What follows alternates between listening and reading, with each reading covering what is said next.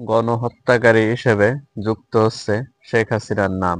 আগামী ২০২৬ শিক্ষাবর্ষের মাধ্যমিক পর্যায়ের বিভিন্ন শ্রেণীর পাঠ্য বইয়ে গুরুত্বপূর্ণ হিসাবে স্থান পাচ্ছে ২০২৪ সালের জুলাই-আগস্ট গণ-অভ্যুত্থানের ইতিহাস।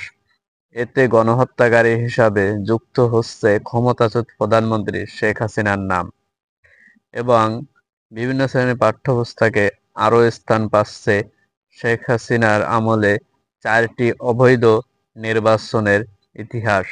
২০০৮ সালে সেনা সমর্থিত নির্বাচন এবং ২০১৪ সালে ১৫৪ আসনে বিনা ভোটে নির্বাচিত করা এবং ২০১৮ সালের নির্বাচনে রাতের ভোট, দিনের ভোট, রাতে বাক্স ভরে ফেলা এবং ২০২৪ সালের নির্বাচনে ডামি নির্বাচন দিয়ে শেখ হাসিনা যে কলঙ্কিত করেছে সেই সব নির্বাচনের ইতিহাসও উঠে আসতেছে এসব পাঠ্য বইয়ে।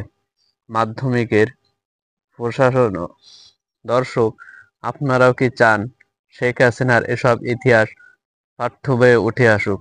ছোট ছোট বাচ্চারা শুরু থেকে সবাই এই ইতিহাস জানুক। যদি হয় তাহলে কমেন্ট বক্সে জানিয়ে যাবেন। ধন্যবাদ।